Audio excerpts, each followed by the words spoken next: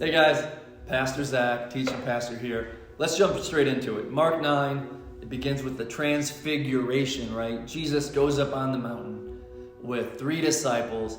They experience Jesus in his purest form. He basically shines whiter than bleach, it says, and God speaks to them, talking about his beautiful, amazing Son. Then we come from that epic moment and we walk down the hill and we walk into the humanness of life, right? We walk into an argument. And this argument is because the disciples that were down on the mountain couldn't help this boy who had seizures. He was afflicted with an evil spirit that would throw him on the ground, even near fires, even near water, nearly burn him or drown him. And to go through this whole drama, Jesus says, y'all don't have enough faith.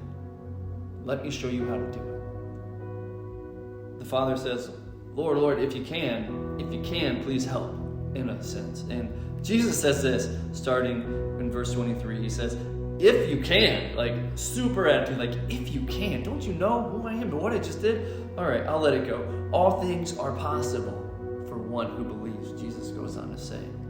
And then verse 24 in Mark 9 says this, immediately the father of the child cried out and said, I believe, help my unbelief.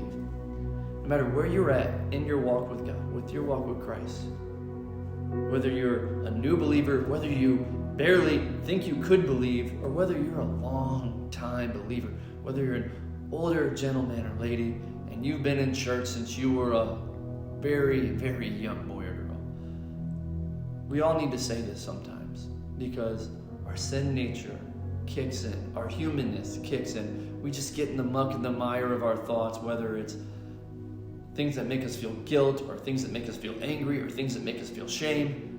We get stuck in them. Whether it's lustful things, it doesn't matter. We get stuck in them. And we need to say what the Father said. We need to say, Lord, I believe, help my unbelief. I may be stuck here, and it's affecting how much I can trust you.